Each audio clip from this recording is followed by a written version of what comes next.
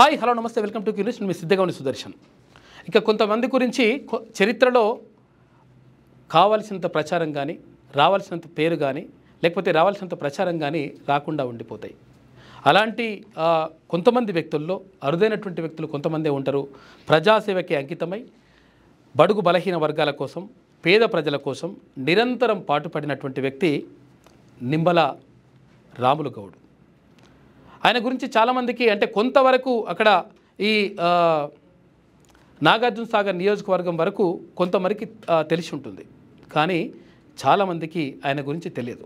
ఎందుకంటే స్వాతంత్ర సమరయోధునిగా భూదాన ఉద్యమంలో పాల్గొన్నటువంటి వ్యక్తిగా, ఆ తర్వాత గ్రామానికి సర్పంచ్గా, ఇక్కడ చిలకుర్తికి సర్పంచ్గా, ఆ తర్వాత పెద్ద ఊరకు సమితి ప్రెసిడెంట్గా 1967 నుంచి 1983 వరకు 3 పర్యాయాలు ఎమ్మెల్యేగా, మొదటగా ఇండిపెండెంట్గా ఎమ్మెల్యేగా, ఆ తర్వాత కాంగ్రెస్ పార్టీ నుంచి ఎమ్మెల్యేగా గెలుపొందినటువంటి వ్యక్తి. ఆ తర్వాత చాలా అంటే ప్రజల కోసమే నిరంతరం పరితపించినటువంటి వ్యక్తి. తర్వాత రకరకాలుగా ప్రజాసేవలోనే ఉన్నటువంటి వ్యక్తి నిమ్మల రాములు గౌడ్. అప్పుడు చిలకుర్తి నియోజకవర్గం ఉండే, ఆ తర్వాత ఇది నాగార్జున సాగర్ నియోజకవర్గంగా రూపాంతరం చెందింది. అయితే 1967 నుంచి 1983 వరకు ఎమ్మెల్యేగా, అంతకుముందు రకరకాలుగా ప్రజాసేవలోనే కొనసాగినటువంటి ఒక బీసీ బిడ్డ నిమ్మల రాములు గౌడ్. అయితే ఆయనకు సంబంధించి 1983 తర్వాత అక్కడితోనే మొత్తం కూడా రాజకీయ ప్రస్థానం అంతా ఆగిపోయింది. ఆయన కుటుంబ సభ్యుల వరకు కూడా కనీసం రాజకీయాల్లోకి రాకుండా అడ్డుకున్నటువంటి పరిస్థితులు ఉన్నాయని చెప్పేసి ఆరోపణలు ఉన్నాయి. ఈ నేపథ్యంలో నిజంగా అసలు యాక్చువల్గా ఎందుకు అలా ఆగిపోయింది? నిరంతరాయంగా కొనసాగినటువంటి ఆయన ప్రస్థానం అంటే స్వాతంత్ర సమరయోధం నుంచి తర్వాత సర్పంచ్గా, సమితి ప్రెసిడెంట్గా, ఆ తర్వాత ఎమ్మెల్యేగా ఇలా కొనసాగినటువంటి ప్రస్థానం ఒక్కసారిగా ఎందుకు ఆగిపోయింది? ఏమైనా కుట్రలు కుతంత్రాలు జరిగినాయా అంటే అవును అని అంటున్నారు ఇక్కడ ఉన్నటువంటి చాలామంది ఆయనకు సంబంధించినటువంటి వ్యక్తులు. అయితే దానికి సంబంధించినటువంటి విషయాలు తెలుసుకునేటువంటి ప్రయత్నం చేద్దాం. ఇంకా చాలా విషయాలు మాట్లాడుకుందాం. బీసీలకు ఏం జరుగుతూ ఉంది గతం నుంచి ఇప్పటి వరకు, అటువంటి పరిస్థితులు ఎందుకు ఎదురవుతూ ఉన్నాయి తెలుసుకునేటువంటి ప్రయత్నం చేద్దాం. ఇప్పుడు ఆయన కుమారుడు నిమ్మల కొండే గౌడ్ గారు మనతో ఉన్నారు, తర్వాత నిమ్మల ఇందిరా గౌడ్ గారు మనతో ఉన్నారు. వాళ్ళతో మాట్లాడేటువంటి ప్రయత్నం చేద్దాం. చెప్పండి, అంటే అసలు నిమ్మల రాములు గౌడ్ గురించి చెప్పమంటే ఏం చెప్తారు మీరు? చాలా నిస్వార్థ జీవి. అతను ఇప్పుడు బడుగు బలహీన వర్గాల గురించి, పేదల గురించి ఆలోచిస్తూ జీవితాంతము అతను సర్పంచ్గా, సమితి ప్రెసిడెంట్గా, 3 పర్యాయములు శాసనసభ్యునిగా, జిల్లా కాంగ్రెస్ అధ్యక్షునిగా నిరంతరము తను సేవ చేస్తూ అందరినీ పార్టీలకు అతీతంగా తన వంతు బాధ్యతగా ఎలాంటి అరమరికలు లేకుండా జీవితాంతము బడుగు బలహీన వర్గాలు పైకి రావాలని, ఎస్సీ ఎస్టీ మైనార్టీలకు అండగా ఉంటూ తన ప్రస్తావన నడిపించుకుంటూ వచ్చాడు. ఓకే, తన సొంత కుటుంబాన్ని కూడా పట్టించుకోలేదు. సొంత ఇల్లు కూడా లేదని చెప్పేసి లేదు, సొంత ఇల్లు కూడా లేదు. ఏమైనా ప్రజలు ప్రజలు ప్రజలు ప్రజలు ప్రజలు అనుకుంటా ఈ ఎప్పుడైతే ఈ ఉద్యమాలు వచ్చినాయో ఉద్యమాలను తట్టుకుంటూ తన మీద కుట్రలు కుతంత్రాలు జరుగుతున్నా కూడా తన దారిలో తను చేసుకుంటూ ప్రజాసేవ చేసుకుంటూ చివరి వరకు, మళ్ళీ చివరిలో కూడా ఆయన వారసునిగా రామ్మూర్తి యాదవ్ గారిని గెలిపించి 8/2/1985లో కన్మూశారు. అంటే అసలు యాక్చువల్గా 1983 నుంచి రాజకీయాలకు ఎందుకు దూరంగా ఉంది ఆయన కుటుంబం? అంటే యాక్చువల్గా ఇప్పుడు మీరు కుటుంబ సభ్యులుగా ఉన్నారు, ఆయన దూరంగా ఉన్నాడు, తర్వాత ఆయన కుటుంబం కూడా దూరంగా ఉంది, ఎందుకు అట్లా? నాకు తెలిసినంత వరకు అయితే 83లో ఓడిపోయిన తర్వాత మామయ్య ఎవరిపైన ఓడిపోయారు? జానారెడ్డి గారు మామయ్యను ఓడించారు. అంతకుముందు వారు మా కుటుంబంలో సభ్యులుగా ఉన్నారు. జానారెడ్డి గారు ఆయన మామయ్య శిశువులని మొన్న మేము ఈ మధ్య ఒక వేదిక దగ్గర నిమ్మల రాములు గౌడ్కి జానారెడ్డి గారు శిష్యులు అన్నారు. మాతో కూడా మమ్మల్ని కూడా మొన్న రీసెంట్గా కూడా ఒక దగ్గర కలవటం జరిగితే మా గురువు గారి కోడలు కొడుకు అని కూడా చెప్పడం జరిగింది. ప్రతి మీటింగ్లో కూడా ఆయన మా గురువు గారు నిమ్మల రాములు గారు అని చెప్తారు. మా కుటుంబంలో పోటీ చేయక ముందు నుంచి కూడా ఒక సభ్యులుగా ఉన్నారు ఆయన. మామయ్య ఆయనని సొంత కుటుంబ సభ్యునిగానే ఆయనని చూసిండు, వీళ్ళతో పాటు చూసిండు అనేది నాకు సమాచారం. నా మ్యారేజ్ 86లో అయిందండి. అందుకని నాకు సమాచారం 86లో మా మ్యారేజ్ అయింది. తర్వాత మామయ్య ఓడిపోయిన తర్వాత ఆయన ఉన్న పల్లంగా నల్గొండకు వెళ్ళిపోవటం జరిగింది. ఎందుకు అట్లా వెళ్ళిపోయాడు? ఎందుకు అంటే అంత రాజకీయ ప్రస్థానం చూశారు, అంత ప్రజలకు సేవ చేశారు. ఒకేసారి ఆయన రాజకీయాల నుంచి తప్పుకునే వరకు ఆయన మానసికంగా ఓటమి ఎరగాడు. కాకపోతే ఓటమి అనేటువంటి సహజంగా జరుగుతుంది కదా రాజకీయాల్లో, మళ్ళీ నెక్స్ట్ టైం గెలవచ్చు కదా, అట్లా ఉండొచ్చు. కానీ అక్కడ పరిస్థితులు అట్లా లేవు. ఇంట్లోనే కొన్ని ఇబ్బందులు ఎదుర్కోవాల్సి వచ్చింది. ఏమి ఇబ్బందులు? కుట్రలు కుతంత్రాలు జరిగినాయి ఆయన పైన? జరిగినాయని అన్నారండి. జరిగినాయని అన్నారు. జరగటం వల్లనే ఇవన్నీ నేను ఇంకా ఈ వయసులో తట్టుకోలేనని చెప్పి ఆయన నల్గొండకు రావటం జరిగిందని చెప్పడం జరిగింది. ఆ తర్వాత ఎవరు కూడా వీళ్ళు కొడుకులు కానీ వాళ్ళు ఎవరు కూడా రాజకీయంగా ఎవరు వెళ్ళలేదు. ఎందుకట్లా అంటే యాక్చువల్గా ఎవరికైనా కానీ ఇప్పుడు చిన్న చిన్న పదవులు ఉన్న వాళ్ళే వాళ్ళ కొడుకులు వాళ్ళ తర్వాత వాళ్ళ కుటుంబ సభ్యులు చాలా పదవుల్లో కొనసాగుతారు, తర్వాత రాజకీయ వారసులుగా ప్రకటించుకుంటారు. నాకు తెలిసి నేను ముగ్గురు కుమారులు, పెద్ద ఆయన హర్షవర్ధన్ గారు, నరేందర్ గారు, మా మూడో కుమారుడు కొండయ్య. తర్వాతకి వీళ్ళెవరు కూడా అంటే మా మామయ్యనే తట్టుకోలేకపోయినారు. అంత ఉద్దండులు, రాజకీయ ఉద్దండులు అన్నట్టే మా మామగారు. ఎందుకంటే మొదటిసారిగా ఇండిపెండెంట్ గా గెలిచారు, 2 సార్లు కాంగ్రెస్ పార్టీ నుంచి గెలిచారు. అంటే చిన్న విషయం కాదు కదా. ఒక బీసీ బిడ్డ ఇప్పుడే బీసీలు ఎదగటానికి కింద మీద పడుతురు. సర్పంచ్ కావడానికి, నేను కౌన్సిలర్ కావడానికి 30 తిప్పలు పెట్టిరు. అట్లాంటిది ఆయన ఆ రోజుల్లో ఎమ్మెల్యేగా ఉన్నంటే ఆయనే తట్టుకోలేకపోయారు. ఇంకా ఇంట్లో సమస్యలు అన్ని సృష్టించటం వల్ల ఆయన ఇది సరి అయిన సమయం కాదు, నా గౌరవానికి భంగం కలిగిస్తున్నారు. ఇంట్లో సమస్యలు సృష్టించారు. ఇంట్లో సమస్యలు బయట వాళ్ళే సృష్టించారు. మాకు మంచి భూస్వాములం అండి. మా తాతయ్య నిమ్మల కొండయ్య, ఆయన తాతగారి పేరే పెట్టినట్టు నిమ్మల కొండయ్య గారు అక్కడ ఈ వ్యాపారం చేస్తూ, అంటే మాకు గౌడ్స్ కాబట్టి కళ్ళు వ్యాపారము, సార వ్యాపారాలు ఉండేది. గుర్రాల మీద తిరిగి అట్లనే తిరిగి బాగా సంపాదించాడు. అయితే అక్కడ అంతా సంపన్న కుటుంబం, మంచి సంపాదించిన తర్వాత ఈయన సర్పంచ్ అయిన తర్వాత అక్కడ వెనకటికి ఎట్లున్నాయంటే ఏదన్నా ఇవ్వాలంటే భూములు గిట్ట డబ్బులు ఇచ్చి అవన్నీ కాగితాలు రాపించుకున్నాయి అన్నీ భూసాయనంలో పెట్టేది మా తాతయ్య. అయితే ప్రజలంతా వచ్చి నాన్న దగ్గరికి, మీ నాన్న ఇట్లా చేసిండు అది అంటే ఆ కాగితాలన్నీ తీసుకొచ్చి ఊరి మధ్యన కాల్చి చేసిండు. అప్పుగా ఇస్తాడు కదండి, అప్పుగా ఇచ్చినప్పుడు వాళ్ళు ఏదైతే పేపర్ రాసుకున్నప్పుడు అవన్నీ తీసుకొచ్చి రామ ప్రజలందరూ వచ్చి సినిమాలో హీరో చేస్తే అవన్నీ ప్రజలకు సంబంధించినవి. తర్వాత డబ్బులు తీసుకుంటే మన కాగితాలు మన దగ్గర పెట్టుకుంటే ఆ భూములు స్వాధీనం చేసుకోవడం మనకొద్దు, ఆ కాగితాలు బీదలు వద్దని చెప్పి కలగబెట్టేసాడు. చాలా గొప్ప విషయం. కలగబెట్టిన తర్వాత ఇక మెల్లగా అక్కడ ఆయన వ్యాపారం ఆయన చేసుకుంటూ ఈ సర్పంచ్గా ఆయన ప్రస్తావన మొదలైన తర్వాత వీళ్ళకు డబ్బు ఉంటే, అయితే 1962లో మనకు ఇండియా చైనా వారు వచ్చినప్పుడు మా తాత నిమ్మల కొండయ్య మాకు గుర్రాలు ఉండేనండి. మన ఇండియన్ ఆర్మీకి ఒక గుర్ర ప్రజెంట్ చేశాడు. గుర్రాలు చాలా ఉండే గుర్రాలు. ఇక ఊరు మొత్తం నిమ్మల కొండయ్యది అంతా పెద్ద అది. అయితే అక్కడ కాలానుగుణంగా అక్కడ మార్పులు జరుగుతుంటే వీళ్ళు భూస్వాములు అయినరు, ఉన్నవాళ్ళు అయినరు, మంచితనం ఉన్నది, వీళ్ళు ఎట్లా అవుతారని కుట్రలు జరిగి మా భూములని మెల్లమెల్లగా మా చిన్నాన్నల మధ్యన మా మధ్యన మెల్లమెల్లగా చేసి ఫస్ట్ ఆర్థికంగా మీ దెబ్బతీయాలని నాన్నకు మీ చిన్నాన్నలకు మధ్యలో కొట్టాడ పెట్టిండ్రు. ఆ తర్వాత మా అన్నదమ్ములకు పెట్టారు. అట్లా మా నాన్న చాలా అదే అనమాట, చాలా భూములు కూడా పనిచేశాడు. కొన్ని ఊర్లు కూడా నానా ఉన్న భూములు కూడా వాళ్ళు ఇల్లు సంపాదించుకోవడం కంటే పంచిపెట్టుడు ఎక్కువైంది అనమాట. నిస్వార్థ జీవిగా అది అతను చేసుకుంటూ మాకు కూడా ఏం మిగిల్చలేదు, చివరి వరకు ఏం మిగిల్చలేదు. అయితే చెలకుర్తులు వీళ్ళు ఎందుకు ఉండాలి అనేది వాళ్ళకు బాగా అదైంది. ఎవరికి? బడుగు ఉన్నత వర్గాలకు ఏంటంటే వీళ్ళు ఇక్కడ ఉండొద్దు, ఏమైనా పెత్తనం మనం చేయాలి, రెడీలే చేయాలి.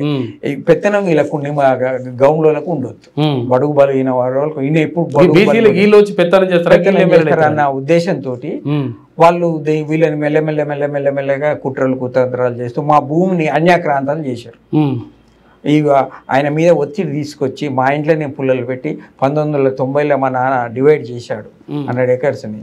అవి కూడా మాకు దక్కకుండా ఇప్పుడు మాకు ఏం భూమి అనేది లేదు, సొంత ఇల్లు అనేది లేదు, అది కూడా మొత్తము నేలమట్టం అయిపోయింది.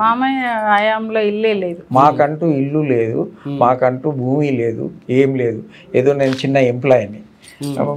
ఈమె కూడా ఇంజనీరింగ్ సైట్ ఇంజనీర్గా చేసింది, డిప్లొమా ఇన్ ఆర్కిటెక్చర్, ఇక్కడనే చదువుకునేది. ఈమె కూడా 2007లో సామాజిక న్యాయం అంటుండు కదా, మరి ఇంకా మనం ఎందుకు అది ఉండకూడదని ఈమె చిరంజీవి పార్టీ ద్వారా వచ్చి ప్రజారాజ్యం ద్వారా అరంగేట్రం చేసి ప్రజలలో మమేకమై తిరుగుతుంది. అప్పటి నుంచి తిరిగి 2 సార్లు ఎమ్మెల్యేగా కూడా కాంటెస్ట్ చేసింది ఈమె. నా మీద చేస్తారా వీళ్ళు, మళ్ళీ నిమ్మలరావు కుటుంబమా అదనా, వీళ్ళు లేడీస్ జానారెడ్డి గారు పోటీ చేశారు. 2 సార్లు చేసింది. ఒకసారి ఇండిపెండెంట్గా చేసింది, ఒకసారి కిరణ్ కుమార్ రెడ్డి సమైకాంధ్ర నుంచి చేసింది. ఏదో ఒక సామాజిక వర్గం దాంట్లో చేసుకుంటూ డిస్టిక్లో స్టేట్లో కూడా పార్టిసిపేట్ చేస్తుంది. ఇక మేము దీంతో ఉన్న దాంట్లో చేస్తున్నా కూడా ఇంకా వాళ్ళ వరకు వీళ్ళు ఇక్కడ ఈ కాన్స్టిట్యున్సీలో ఉండొద్దు.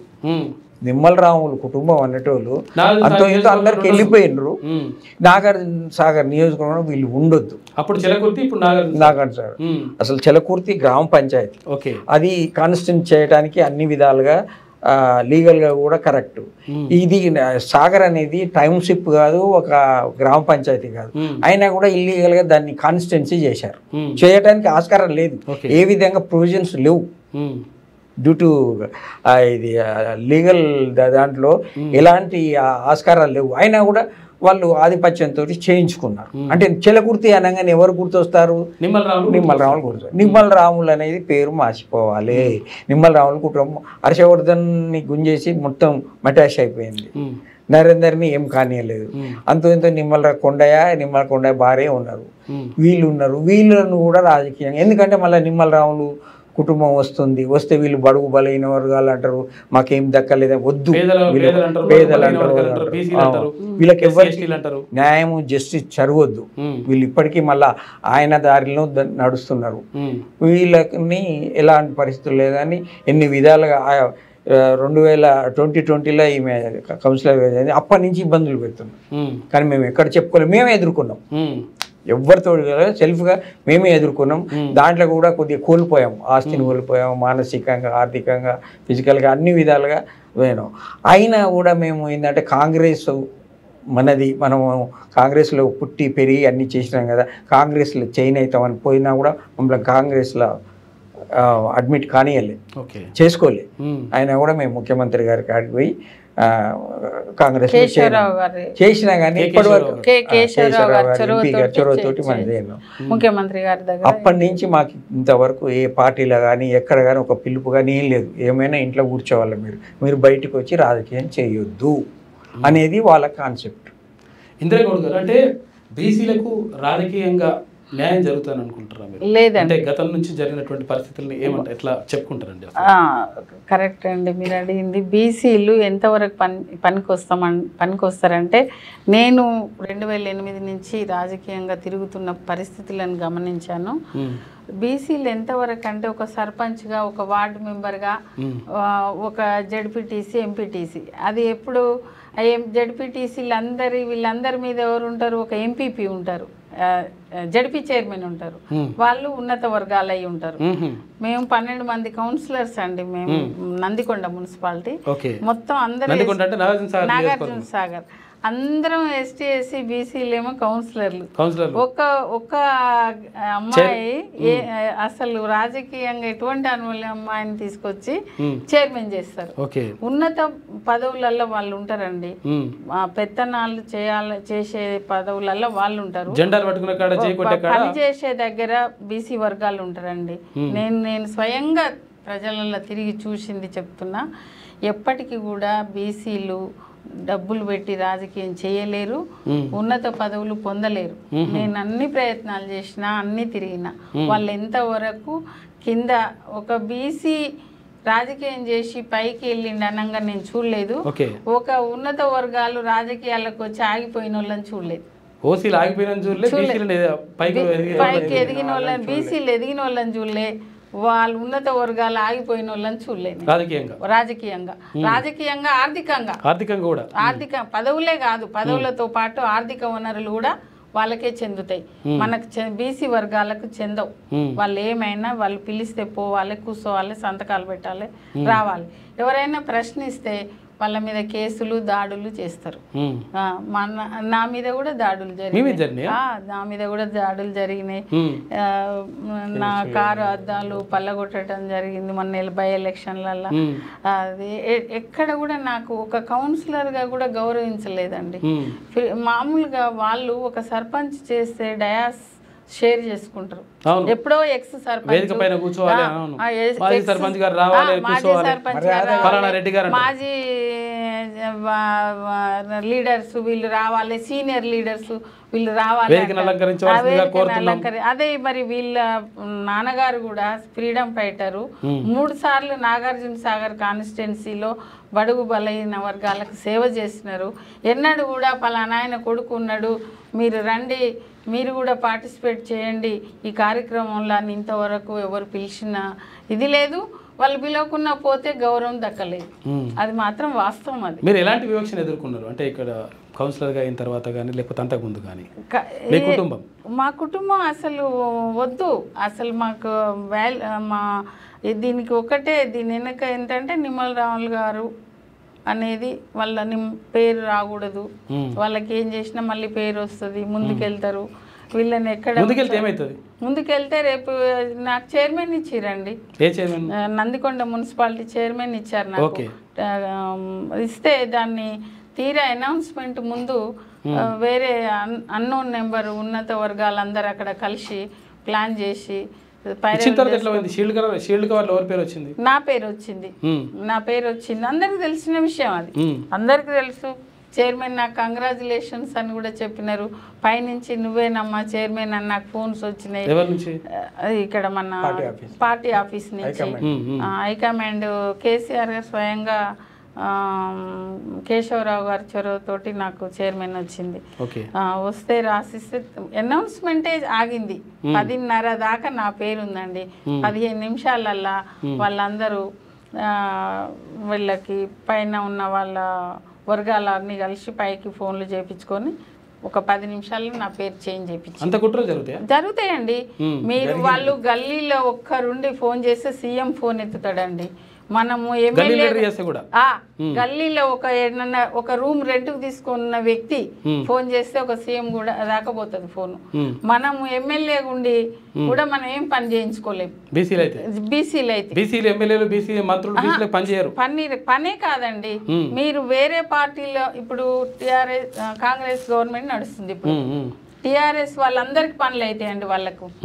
మనకు కాంగ్రెస్ లో ఉన్న పని కాదు, ఇది వాస్తవం. అది మనం ఆర్థికంగా ఎదగలేమండి, ఎదగతలేరు. మీరు నేను అదే చెప్తున్నా, ఒక బీసీ రాజకీయంగా ఎదిగిన బీసీని నేను చూడలేదండి మా కాన్స్టిట్యున్సీలో. ఒక ఇండస్ట్రియలిస్ట్ లేడు బీసీ, ఒక ఐఏఎస్ ఆఫీసర్ లేడు, ఒక చదవనీయరు, వాళ్ళకు ఆర్థిక అది కానియరు, చదువులో కూడా ముంగడు పోనీయరు. ఎక్కడ అది వాళ్ళని కిందనే వాళ్ళని వచ్చేస్తారు. నీకెందుకు చదువు, చదివి ఏమో మాకే ఉద్యోగాలు లేవు, మీకెందుకు వాళ్ళు ఇష్టం ఉన్నట్టు మనల్ని ఎంత ఉపయోగించుకోవాలో బ్రిటిష్ వాళ్ళ కంటే ఎక్కువ డివైడ్ పాలసీ. ఉమ్మడి నల్గొండ జిల్లా అంటే రెడ్డిలే కదా. అట్లా ఇప్పుడు వాళ్ళని అనటానికి కూడా లేదండి. మనలో యూనిటీ ఉండాలి. ఎవరిలో యూనిటీ ఉండాలి? బీసీలలో యూనిటీ ఉండాలి. మన ఒకరు నిలబడ్డప్పుడు నీతి నిజాయితీగా ఎవరున్నారు అని ఓటేసేటప్పుడు ఆలోచించి ఓటేసుకొని పనులు వాళ్ళ దాంట్లో కూడా మంచి వ్యక్తులు ఉన్నారు. మంచి వాళ్ళేమి మంచి వాళ్ళు కాదు. మనమే తప్పు వాళ్ళ మీద తోయకూడదు. వాళ్ళని చెప్తున్నా, నేను సమాజం గురించి మాట్లాడుతున్నా కానీ వాళ్ళని నేను తప్పు పట్టడం లేదు. మన ఇల్లు మనం సరి చేసుకోవాలి అంటున్నా నేను. అంతే, మన ఇల్లు మన వర్గం మనం సరి చేసుకోవాలి. వాళ్ళు ఏం చేస్తారు? మనే కావాలి, మనకు ఉండాలి. అది వాళ్ళకి ఎట్లుంటది? ఎగ్జాంపుల్ అండి, మన వీళ్ళంతా ఎస్సీ ఎస్టీ బీసీలు కౌన్సిలర్గా గెలిచిండ్రు. అప్పుడు మన అందరూ యూనిటీగా ఉంటే ఆటోమేటికల్లీ ఇంకొకరు మొత్తం మీద కింది సామాజిక వర్గాలకు చెందిన వాళ్ళు చైర్మన్ అవుతారు. కాలేదు కదా. అంటే అర్థం చేసుకోవాలి, మనలోనే లోపం ఉంది. మనలోనే లోపం ఉంది. మనం ఎదగట్లేదు. ఆర్థిక మూలాలు లేవు, ఆర్థికంగా లేము. ఇప్పుడు దేనికైనా ఇప్పుడు రాజకీయంగా వెళ్తే మీ దగ్గర ఎంత ఉంది అంటారు. ఎంతవరకు పెట్టగలుగుతారా? లేకపోతే ఇప్పుడు మీరు ఎమ్మెల్యే పోటీ చేయాలనుకుంటే ఎన్ని కోట్లు ఉన్నాయి, ఎంత భూమి ఉంది, ఎంత జాగ ఉంది అనేది వాళ్ళకి అవసరం. మనకు లేదురా, మనం ఏం చేస్తామని మనం డ్రాప్ అవుతాం. వాళ్ళకి ఏంటంటే ఏం లేకున్నా కూడా వాళ్ళని ఇక్కడ తీసుకెళ్ళి సీఎం దగ్గర కూడా కలిసి రికమెండేషన్ చేసి వాళ్ళే రాసేస్తారు, అయిపోతుంది. మనకు అట్లా చెప్పేటోళ్ళు లేరు. గెలుపు గుర్రాలు అంటారు. గెలుపు గుర్రాలు అంటే అట్లా కాదు, మీ దగ్గర డబ్బులు లేవు కాబట్టి మీరు గెలవరు. డబ్బులతో ముడిపెడుతున్నారు కాబట్టి 75 సంవత్సరాలు స్వాతంత్రం వచ్చినా కూడా ఇంకా ఇల్లు లేని వాళ్ళు, ఇంకా ఉద్యోగం లేని వాళ్ళు, ఇంకా పేదరికంతో ఆత్మహత్యలు, కలహాలు, కుటుంబ కలహాలు. ఈ రోజున తల్లిదండ్రులు మీద కొడుకులు తిరగబడటం, అన్నదమ్ములను చంపుకోవటం, భార్యాభర్తలు ఇది కావటం అన్నిటికీ ఆర్థిక మూలాలేనండి. ఆర్థికంగా ఉంటే అందరు హ్యాపీగా ఉంటారు. ఆర్థికంగా లేనప్పుడు అన్ని ఇష్యూస్ వస్తాయి. ఆర్థికంగా ఎదిగే ఛాన్సే లేదు మనకి. లేదు, వీళ్ళకు వీళ్ళు ఒకనాడు ఓటేస్తారు, వస్తారు, ఇళ్ళల్లో ఇల్లు పెట్టుకుంటారు. అంతే, వాళ్ళ పనులు వాళ్ళు చేస్తారు. తప్పేముంది? వాళ్ళని అందరినీ వాళ్ళు మా మామయ్యకు చెప్పటానికి లేదు. మా మామయ్యకు నాకు తెలిసి నాకు కూడా హెల్ప్ చేశారు పురుషోత్తం రెడ్డి గారు అని ఉండే, పురుషోత్తం రెడ్డి గారు. ఆయన ఒక విషయంలో నేను వెళ్తే నాకు హెల్ప్ చేశారండి. నాకు ఇంటి విషయంలో హెల్ప్ చేశారు ఆయన. ఇప్పుడు చనిపోయారు కానీ నేను చెప్పుకోవాలి, నాకు సాయం చేసి చెప్పుకోవాలి. ఉన్నారు, ఎందుకు ఉండరు? వాళ్ళ దాంట్లో కూడా ఉన్నారు. ఇప్పుడు కోమటిరెడ్డి బ్రదర్స్ ఉన్నారు, మన వెంకటరెడ్డి గారు కానీ, రాజగోపాల్ రెడ్డి గారు కానీ. ఎవ్వరు పోయినా ఎవరైనా ఫీజు కట్టలేమంటే స్టడీకి ఫీజులు పే చేస్తారు వాళ్ళు. ఎవరికన్నా హెల్త్ బాగాలేదంటే వాళ్ళకి హెల్ప్ చేస్తారు. మొన్న ఎవరికో నేను చూసిన మన యూట్యూబ్లో ఒకటి, అదో ఆయనకు హ్యాండిక్యాప్డ్ పర్సన్కి ఒక వెహికల్ లేదంటే కార్లకి వెళ్ళి డబ్బులు తీసి ఇచ్చేసిండ్రు వెంకటరెడ్డి గారు, నేను చూసిన. అట్లా ఉన్నారు, వాళ్ళ దాంట్లో ఉన్నారు. కానీ మన దాంట్లో యూనిటీ లేక, మనం అర్థం చేసుకోలేక, మనం ఎదుగుదల లేదు. ఈ ఉన్న దగ్గరనే కొట్టుకుంటా తిట్టుకుంటూ ఈయనే చేరుతున్నాం. మనం పైకి వెళ్ళే అవకాశాలు చూసుకుంటలేరు. పైకి వెళ్ళే అవకాశాలు చూసుకుంటారు. బీసీలకు, ఎస్సీలకు, ఎస్సీ ఎస్టీలకు ఉన్న తేడా ఏంది అసలు? అగ్రవర్ణాలలో చెప్పాను కదండి, వాళ్ళు ఒక గల్లీ వ్యక్తి ఫోన్ చేసినా వాళ్ళకి సపోర్ట్ దొరుకుద్ది. బీసీలకు సపోర్ట్ లేదు. ఒకరికి అన్యాయం జరిగితే, ఒక బీసీకి అన్యాయం జరిగితే ఇంకొక బీసీ వచ్చి సాయంగా నిలబడే పరిస్థితి లేదు, భరోసా ఇచ్చే పరిస్థితి లేదండి. నేను చూశాను, లేదు. ఎందుకంటే వాళ్ళకి అమ్మో నేను పోతే నాకేమి, పైన అంతా వాళ్ళు ఉంటారు కదా, నాకేమి నష్టం జరుగుద్దు, నాకేం పని చేయరు, అట్లా వీళ్ళు భయపడుతున్నారు. కానీ బయటికి రావాలి, ఓపెన్ అవ్వాలి, మన పరిస్థితులు చెప్పుకోవాలి. ఎవరిని నిందించేది లేదు, ఎవరిని తప్పు పట్టేది లేదు. ప్రతి మనిషికి స్వార్థం ఉంటుందండి. వాళ్ళు డెవలప్ కావాలి, వాళ్ళు అవుతుండ్రు. మీరెందుకు కావట్లేరో మీరు ప్రశ్నించుకోవాలి, మనం ప్రశ్నించుకోవాలి, మనం చర్చించుకోవాలి, మనం డిస్కస్ చేయాలి. మనం వాళ్ళని నిందించటం కాదు, మనం ప్రశ్నించుకోవాలి. మనం ప్రశ్నించుకుంటేనే జవాబు దొరుకుద్ది. యూనిటీగా మనకి ఏంది, మన కులాలు వీళ్ళు ఎందుకు వెనుకబడి ఉంటున్నాం, ఇన్ని సంవత్సరాలైనా మనం ఎందుకు ఎదగట్లేదు, రాజకీయంగా ఎందుకు ఎదగట్లేదు, ఆర్థికంగా ఎందుకు ఎదగట్లేదు, ఎక్కడ లోపం ఉంది అని మన దగ్గర కూడా చదువుకున్న వాళ్ళు ఉన్నారు, ఐఏఎస్ ఆఫీసర్స్ ఉన్నారు, కలెక్టర్స్ ఉన్నారు, ఐపీఎస్లు ఉన్నారు, ఎంతోమంది ఉన్నారు. అందరు కూర్చొని మాట్లాడుకొని ఆ ఇష్యూని బహిర్గతం చేసి దానికి న్యాయం జరగాలని పోరాటం చేస్తే తప్పకుండా న్యాయం జరుగుతుంది. కాంగ్రెస్ పార్టీ మీ కుటుంబానికి కానీ లేకపోతే నిమ్మల రాములు గౌడ్ గారికి కానీ సరైనటువంటి గౌరవం ఇచ్చిందా? అసలు కాంగ్రెస్ పార్టీ మేము అనేదే లేనే లేదు. మామయ్య తర్వాత మమ్మల్ని ఎక్కడ కూడా బయటికి బయటికి రాలేదు. మేము అసలు మేము ఉన్నామని కూడా హైకమాండ్కి కానీ రాష్ట్ర వర్గానికి కూడా తెలుసో తెలియదు ఇప్పటికీ.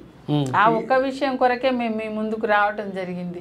ఇట్లనన్నా నిమ్మల రాములు గారి పేరు, ఆయన చరిత్ర బయటికి వస్తుందని మేము సంతోషపడుతూ వచ్చాం. కానీ మేము ఏదో ఆశించి కాదు, మనం ఆయన పేరు ఇంత చేసిన ఆయన పేరు ఎందుకు వెనుకబడి యాక్చువల్గా అంటే ఈ చాలా మందికి నిమ్మల రాములు గౌడ్ గారి గురించి తెలిసినటువంటి వాళ్ళు చాలా తక్కువ. అంటే ఇప్పుడు ఉన్నటువంటి పరిస్థితి అంటే ఆ నియోజకవర్గం వరకు ఏమైనా తెలిస్తే తెలిసి ఉండొచ్చు. అంటే నాగార్జున సాగర్ నియోజకవర్గం లేకపోతే చుట్టుపక్కల ప్రాంతాలకు ఓకే, కానీ రాష్ట్ర వ్యాప్తంగా నిమ్మల రాములు గౌడ్ అనేటువంటి ఒక వ్యక్తి ఉండే, తర్వాత ఇట్లా స్వాతంత్ర పోరాట యోధుల నుంచి తర్వాత ఇవన్నీ కూడా చేసుకుంటూ వచ్చిండు, తర్వాత ఇట్లా పేదల కోసం మొత్తం ఆస్తులన్నీ వదులుకున్నాడు అనే విషయం తెలియదు చాలా మంది. తెలియదని మేము ఈరోజు మీ ఆహ్వానానికి మేము సంతోషపడి మా మామయ్య ఇవాళ రేపు ఒక సర్పంచ్ చేసిన వాళ్ళు గొప్పగా చెప్పుకుంటున్నారంటే ఆయన ఇంత సేవ చేసి ఇలా కాంగ్రెస్ పార్టీ అధికారంలోకి వచ్చింది, మరి ఆయనకు గౌరవం, ఆయన పేరు బయటికి రావాలి కదా.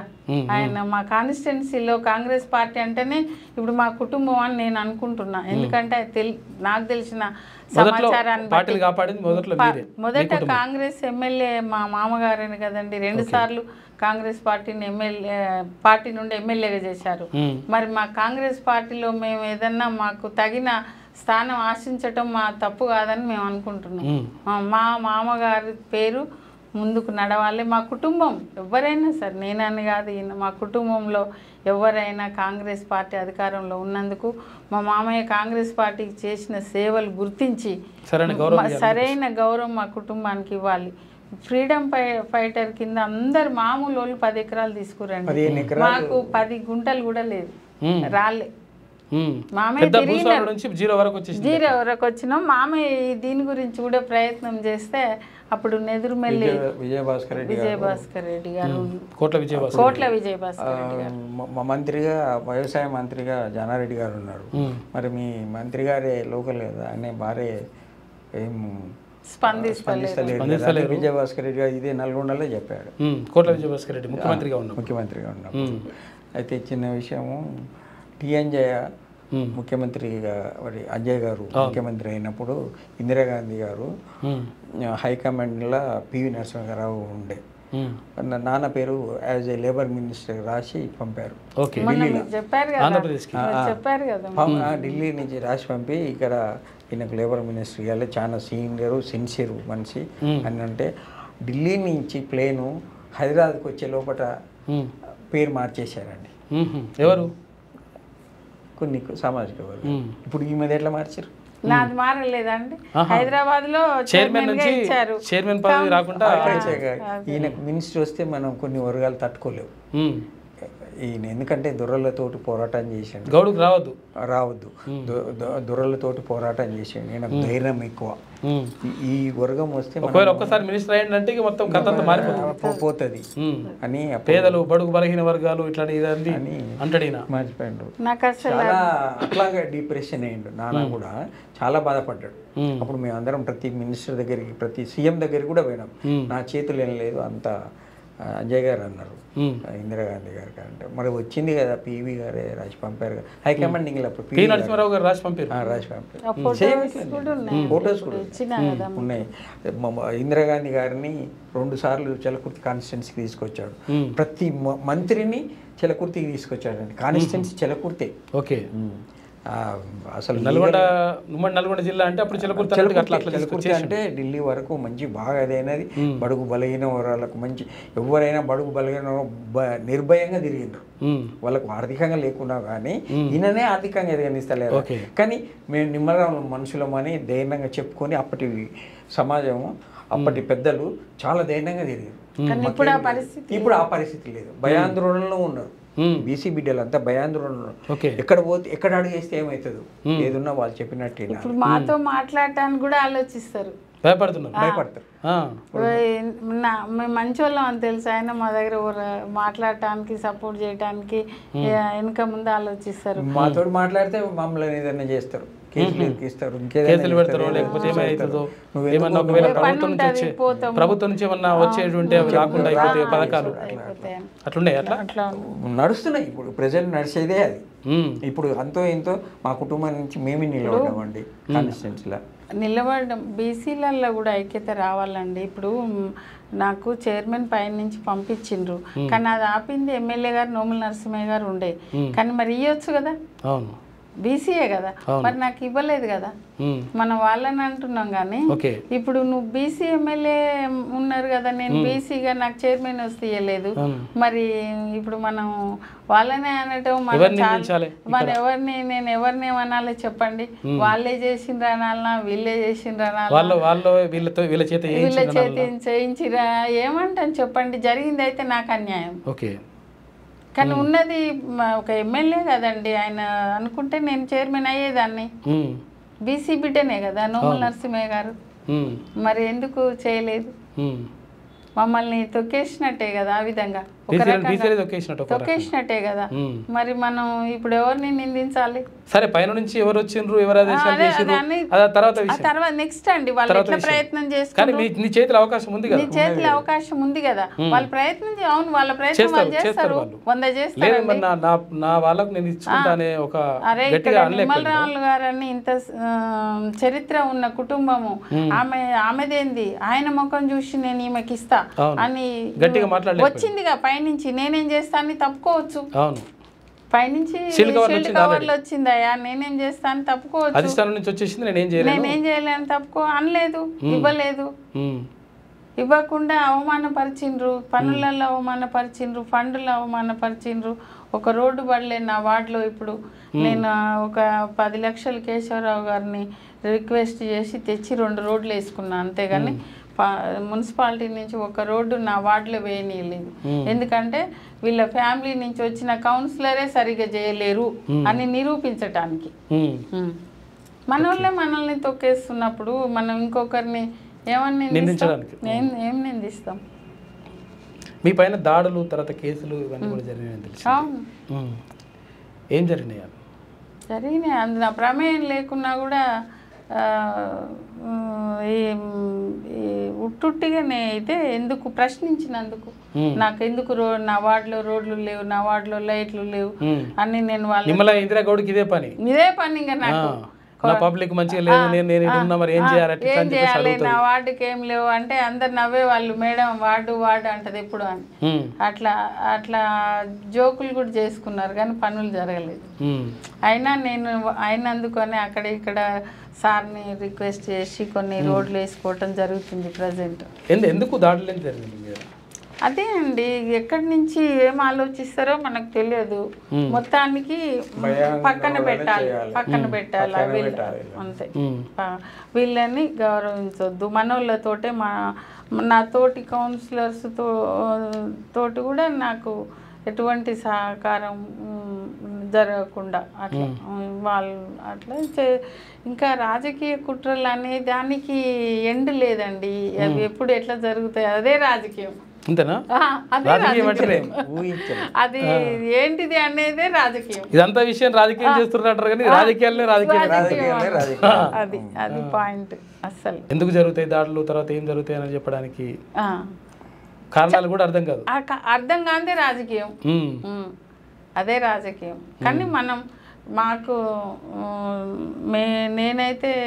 మేమైతే పర్సనల్గా మా ఒపీనియన్ ఏంటంటే మేము ఎవరిది మనం అన్యాయంగా మనం చేసేది లేదు, సంపాదించి మనకి ఏదో కావాలని లేదు. మాకు ఈ ఏజ్లో మా మామయ్య ఇంత సేవ చేశారు, ఆయన పేరు వద్దని వాళ్ళు ఎంత పట్టుదల పడుతుండ్రో నాకు అంత పట్టుదల ఎక్కువ అవుతుంది. వాళ్ళు ఎంత తొక్కాలనుకుంటున్నారు, రావాలన్నది నాకు వస్తుంది, నా మనసులో అంత గట్టిగా వస్తుంది. ఇంకా ప్రయత్నం వాళ్ళు నన్ను మామూలుగా చూస్తేనే అక్కడే ఉండేదాన్ని, ఇక్కడ దాకా వచ్చేదాన్ని కాదు, నడుస్తుండేది కదా. ఏముంటది అన్ని విధాలుగా మన వాళ్ళని వాళ్ళని ఏం లేదు, అన్ని రాజకీయంగా అంతే. వాళ్ళు చేస్తురా వీళ్ళు చేస్తురా అన్నది పక్కన పెడితే రాజకీయంగా ఎటువంటి స్థానం దొరకకుండా చేస్తుండ్రు, అది మాత్రం వాస్తవం. మా కుటుంబానికి రాజకీయంగా జస్టిస్ అయితే లేదండి. ఇది కావాలని వాంటెడ్లీ ఇప్పుడున్న ఎమ్మెల్యే ఎంపీ పెద్దవాళ్ళంతా కలిసి వీళ్ళు రావద్దు అనేది ఇప్పుడున్న జనరేషన్కి కూడా వాళ్ళు నేర్పుతున్నారు. అంటే వాళ్ళని తయారు చేస్తున్నారు. ఇప్పుడు ఎమ్మెల్యే అంటే ఎవరు? ఇప్పుడు జానారెడ్డి కుమారుడు ఎంపీ కూడా వాళ్ళు ఇప్పుడు కొత్తగా వచ్చారు కదండి. వాళ్ళు మరి వాళ్ళైనా ఇప్పుడు కాదు వచ్చిండ్రు, వాళ్ళు కూడా పిలవాలి. నిమ్మల రాములు గౌడ్కి అంటే శిష్యుడు అని చెప్పి అంటున్నారు కదా, ఆయనే చెప్తారు. ఎవరు? జానారెడ్డి చెప్పినప్పుడు అంటే అంతో ఇంతో మరి గురువు దక్షిణనో లేకపోతే గురువు పట్ల గౌరవము ఎంతో కొంత మంచి చేయాలనే ఆలోచన ఉండాలి కదా అంటే ఆ కుటుంబం ఉండాలి. కానీ రాజకీయాలలో అలా ఉండదు. ఎందుకంటే ఆయన మీద పోటీ చేసిన ఆయనకి ఇప్పుడు ఎట్లా ఉంటుంది చెప్పండి. అదొక కోపం ఉంటుంది ఎవరికైనా. రాజకీయంగా నన్ను ఓడించాలన్న ప్రయత్నం రామ్మూర్తి యాదవ్ గారిని నిలబెట్టి ఆయనను ఓడించి నన్ను గెలిపించిండ్రు అనేది రాజకీయంగా దెబ్బ పడ్డది అనేది వాళ్ళకు ఉంటుంది కదా. ఇప్పుడు కొడుకుల్ని అంటే ఇక్కడ అంటే నిమ్మల రాములు గౌడ్ తన కుమారులను కాకుండా ఇక్కడ ఎవరు రామ్మూర్తి యాదవ్ ఎందుకు అంటే రాజకీయాలలో ఎంకరేజ్ చేసిండ్రంటే అప్పుడు వీళ్ళెవరు ఇంట్రెస్ట్గా లేరు. ఓకే, వాస్తవం చెప్పాలి. ఈయన జాబ్ చేస్తున్నారు. పెద్ద ఆయన అప్పటికి ఒకసారి సమితి ప్రెసిడెంట్ ఎమ్మెల్సీగా చేసిండ్రని తెలుసు నాకు. తర్వాత ఎవరు కూడా మేము వెళ్ళాలి. రెండోగా ఆయన బిజినెస్ అండి. ఆయన మిర్యాలగూడలో ఉండేది, తర్వాత హైదరాబాద్ షిఫ్ట్ అయినారు. వాళ్ళు హైదరాబాద్లో ఉంటున్నారు. ఎవరు కూడా మా నాన్న ఇంత చేశారు మేము కూడా వెళ్ళాలి అని వీళ్ళు కూడా పట్టుదలతో వెళ్ళలేదు. అక్కడ ఆ పరిస్థితులు లేవు. ఓకే, మామయ్యనే వెళ్ళొచ్చిండు, కుట్రలకు గురైండు, వెళ్ళొచ్చిండు అక్కడి నుంచి కంప్లీట్గా వాతావరణం నుంచి బయటికి వచ్చేసిండు కదా. ఎందుకు వెళ్ళిపోవాల్సి వచ్చింది అంటే ఎందుకు అట్లా అటువంటి పరిస్థితి క్రియేట్ అయింది? అక్కడ కుటుంబాలలో చిచ్చులు పెట్టారండి. మీ కుటుంబాలలో మాకే చిచ్చు, మా అన్నదమ్ములలో పెట్టి భూములని అన్యక్రాంతి అంటే వాళ్ళే కొనేసారు. ఆ సామాజిక వర్గమే కొన్నది. కొట్టేసి గడబడి చేసి ఇప్పుడు ఊళ్ళలో ఎట్లుండదండి, ఇప్పుడు మా ఇల్లు పాత ఇల్లు ఉంది, చుట్టూ ఆక్యుపై చేశారు. మా భూములు అది వీళ్ళ మామయ్య కట్టింది ఏం లేదు, వీళ్ళ తాతగారు కట్టింది. మామయ్య ఇల్లే లేదు. నిమ్మల రాములు కూడా మొత్తం అంతా అవుట్ గోయింగ్, నో ఇన్కమింగ్. లేదు సొంత ఇల్లు కూడా లేదండి. రెంట్ గవర్నమెంట్ క్వార్టర్లో చనిపోయారు మామయ్య. అయ్యో, బిఫోర్ 83 ఉన్నంత సామాజిక న్యాయము ఇప్పుడు అక్కడ ఆఫ్టర్ 83 లేదండి. ఎక్కడ నాగార్జున సాగర్ కాన్స్టిట్యున్సీలో, పాత చిలకుర్తి కాన్స్టిట్యున్సీలో అప్పుడు ప్రతి ఒక్కరు ఆర్థికంగా లేకుండా సామాజికంగా నైతికంగా మంచిగా మాకు నిమ్మల రాములు ఉన్నాడు అని లేదు, ఒక ధీమతోటి ఉండే. ఇప్పుడు ఏ లీడర్ ఎవరిని కలవటానికి ఆస్కారం లేదు. ఇప్పుడు నాకే ఒక ప్రాబ్లం వచ్చింది, నేను సడన్గా పోయి అలా సడన్గా ఎమ్మెల్యేని ఎంపీని ఏ మినిస్టర్ని కలవడానికి అవకాశం ఉండదు, ఎక్కడ ఉండదు. పోలే మనం అక్కడికి. ఎక్కడికి పోయిన సెక్యూరిటీ వాళ్ళకు అనుగుణంగా ప్రతి పార్టీలో ఇదే నడుస్తున్నది. వాళ్ళు విఐపీలు అయిపోతారు. వాళ్ళకి ఒక ఫోన్ చేస్తే పనులు అయితే నేను ఫస్టే చెప్పిన మీకు, ఎవరికైనా మనకు తిరిగిన చెయ్యరండి, వాళ్ళకి మనుషుల్లా కనపడం మనం. ఎందుకట్లా? అదే ఇక ఎదుగొద్దు మేము కాదు, మామూలుగా ఈ బడుగు బలైన వారు పేద పైకి వాళ్ళే ముందు బోట్లు అప్పుడు చెప్తే వాళ్ళే వేస్తారు, అయిపోతుంది. తర్వాత అందులో ఎవరన్నా ముఖ్యమైన వాళ్ళు ఎవరన్నా ప్రశ్నించే వాళ్ళకి ఇంకొక నలుగురిని మనోళ్ళనే రెడీ చేసి వాళ్ళ మీద రెడీ చేసి కొలిపితే వాళ్ళు కొట్టుకుంటారు, అది అయిపోతుంది, అది పెద్ద ఇష్యూ కాదు అనేది భావన. అంతే, అది వాస్తవం కూడా. నాగార్జున కాన్స్టిట్యూన్సీ ప్రతి గ్రామము ఇంకా కుగ్రామం చలపూర్తి ఇంకా ఘోరంగా చేశారు. ఎవరిది ఇది డెవలప్ కాలేదా అస్సలే? కాన్స్టిట్యూన్సీ అంటే నియోజకవర్గ హెడ్ క్వార్టర్ కదా అది. 83 బిఫోర్ ఉన్నట్టు ఇప్పుడు లేదు, ఇంకా ఎవరు ఉండలేరండి ఆడ. ఉండటానికి కూడా ఆడ ఏ ప్రొవిజన్ లేదు, ఎట్లా బతకాలి, ఏం లేదు. ఎంప్లాయ్మెంట్ సాగర్ కూడా అదే పరిస్థితి, నాగార్ సాగర్ కూడా. సాగర్ లో కూడా ఇప్పుడు 100, 200, 300 కోట్లు కేటాయిస్తుండ్రు అక్కడ. బుద్ధవనం అని బౌద్ధ మతస్థుల ఒకటి బుద్ధ భవనాన్ని ఒకటి కట్టి చాలా బాగుందండి. 300 కోట్లు అప్పుడు వైఎస్ రాజశేఖర రెడ్డి గారు, తర్వాత కేసీఆర్ గారు 100 కోట్లు ఇచ్చారు. అట్లా ఉంది. అట్లనే ఒక 100 కోట్లు పెట్టి 2 కంపెనీలు 2 ఫ్యాక్టరీలో పెడితే అక్కడ లోకల్ ఉన్న వాళ్ళకి మామూలుగా జీవనోపాధి అంటే జాబ్ ఫెసిలిటీ ఉందనుకో వాళ్ళు పోరు. లేకపోతే వాళ్ళు ఉపాధి ఉండదు కదా, అందుకని వాళ్ళు సిటీకో ఆటో డ్రైవర్లుగా లేకుంటే ఇట్లా ఏదన్నా కంపెనీలలో పని చేసుకోవటానికి అట్లా వెళ్ళటం జరుగుతుంది. ఇది నాగార్జున సాగర్లో.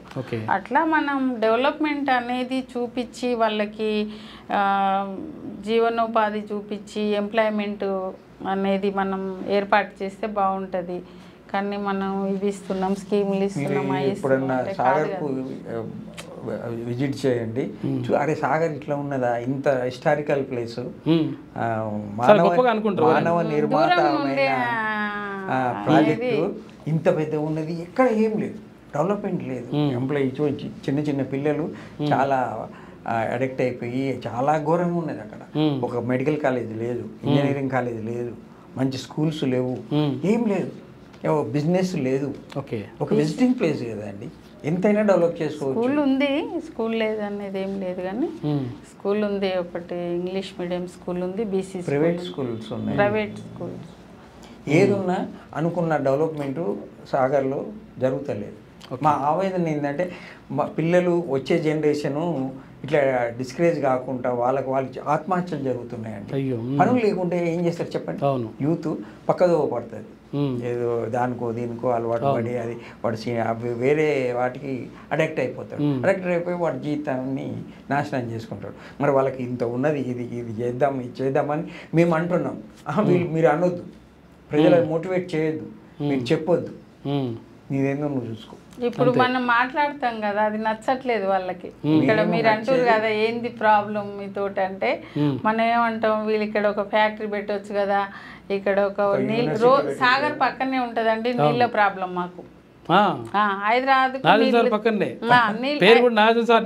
నియోజకవర్గం వాటర్ ప్రాబ్లం ఉంటది మా దగ్గర. అయ్యో, ఒక్కొక్కసారి మొన్న లాస్ట్ టైం అయితే ఒక వారం రోజులు రాలేదు నీళ్ళు. అది పెద్ద తాగునీళ్ళే నేను చెప్పేది. తాగునీరు గురించి చెప్పనవసరం లేదనుకోండి. అది కొద్దిగా మనకు వాటర్ ఉన్నప్పుడు వస్తే, కానీ హైదరాబాద్కు తరలిస్తున్నారు, ఆంధ్రాకు. మొన్న అయితే నిండు కాలువ మొన్నటిదాకా మొత్తం అయిపోయేదాకా పంపిర్రు. అయిపోయినాక నీళ్ళు అయిపోయినాయి, మనం మీటింగ్ పెట్టాలి, మనం ఏముంది అయిపోయినాయి. అయిపోయిన తర్వాత ఇంకేం చేస్తాం? నీళ్ళు మొత్తం మాట్లాడితే మీటింగ్లు పెడితే నీళ్ళు అయిపోయినాయి, మొత్తం ఖాళీ అయింది, ఎండిపోయింది సాగర్. తాగటానికి ఇబ్బందికరంగా ఉంది తాగునీటికి. ఇప్పుడు ఇటువంటి కుట్రలు జరుగుతూ ఉన్నాయి, ఇటువంటి రకరకాలుగా అణచివేతలు జరుగుతున్నాయి. ఎవరు అడుగుతుండ్రండి? ఈ నాగార్జున సాగర్లో నీళ్ళకి ఇబ్బంది ఉంది అన్న ఇష్యూ ఇక్కడ దాకా వచ్చిందా? తెలుసా మీకు? తెలియదు.